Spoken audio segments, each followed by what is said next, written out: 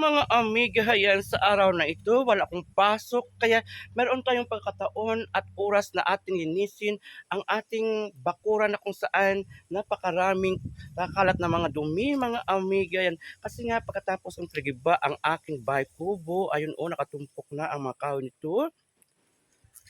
Ay, gumawa tayo ng mga bagay na kung saan ito ay magkaroon ng kabuluhan ang ating araw. Ayan mga amiga. Tingnan yung mabuti mga amiga o at ating ding ayusin ang ating mga tanim na mga halaman. Ayan.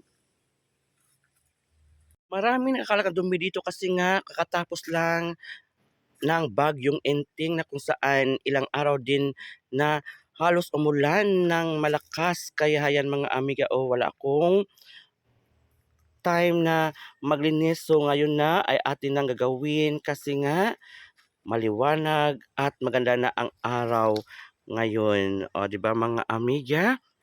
Ayan. Atin na ngayon walisan ang mga kakalat na mga dahon galing sa itaas ng puno nito mga amiga. Kaya ayan o, atin din ayusin ang mga batong nakatumpok dito mga amiga na kung saan natin itong kailangan gawin para ito ay magandang pagmasdan.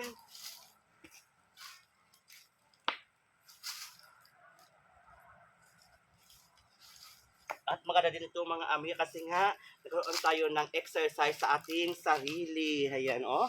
Kailangan din natin magpapawis ng ating katawan upang magkaroon tayo ng magandang kalusugan pag tayo ay laging nag-exercise mga amiga sa pamagitan din ng paggalaw ng ating katawan mga amiga. Ayan.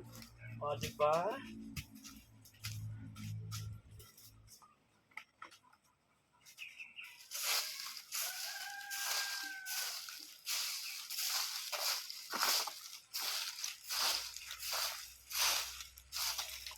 Ito ang magandang gawain na dapat nating laging ugaliing gawin sa ating sarili at sa ating paligid upang magkaroon din ng maliwalas na paligid pag tayo ay lumabas ng bahay. At ito ating natingnan, ang ating bakuran ay walang nakakalat na dumi mga amiga.